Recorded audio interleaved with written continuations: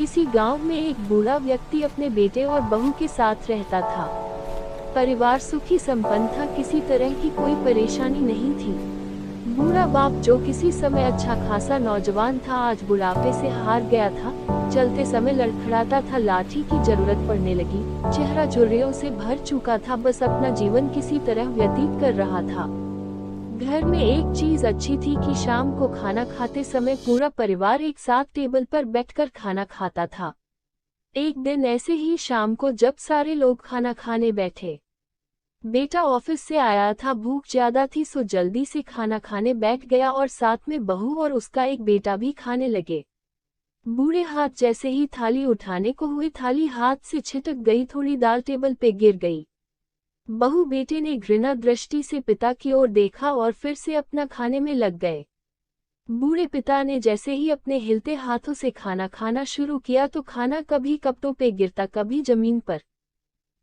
बहू चिढ़ते हुए कहा, हे राम, कितनी गंदी तरह से खाते हैं, मन करता है इनकी थाली किसी अलग कोने में लगवा देते हैं। बेटे ने भी ऐसे सिर हिलाया जैसे पत्नी की बात से सहमत हो। उनका बेटा ये सब मासूमियत से देख रहा था। अगले दिन पिता की थाली उस टेबल से हटाकर एक कोने में लगवा दी गई। पिता की डिबबाती आंखें सब कुछ देखते हुए भी कुछ बोल नहीं पा रही थी। बूढ़ा पिता रोज की तरह खाना खाने लगा। खाना कभी इधर गिरता, कभी उधर। छोटा बच्चा अपना खाना छोड़कर लगातार अपने दादा की तरफ देख रहा था। माँ ने पूछा, क्या हुआ बेटे, तुम दादाजी की तरफ क्या देख रहे हो और खाना क्यों नहीं खा रहे? बच्चा बड़ी मासूमियत से बोला, माँ, मैं सीख रहा हूँ कि वृद्धों के साथ कैसा व्यवहार करना चाहिए। जब मैं बड़ा हो जाऊंगा और आप लोग बूढ़े हो जाओगे तो मैं भी आपको इसी तरह कोने में खाना खिलाया करूंगा।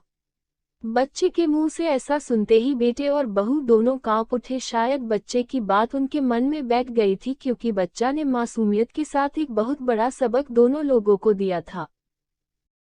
बेटे ने जल्दी से आगे बढ़कर पिता को उठाया और वापस टेबल पे खाने के लिए बिठाया और बहू भी भागकर पानी का गिलास लेकर आई कि पिताजी को कोई तकलीफ ना हो। इस कहानी से शिक्षा मिलती है कि माँ बाप इस दुनिया की सबसे बड़ी पूंजी है। आप समाज में कितनी भी इज्जत कमा ले या कितना भी धन इकट्ठा कर ले, लेकिन माँ बाप से बड़ा धन इस दुनिया में कोई नहीं है।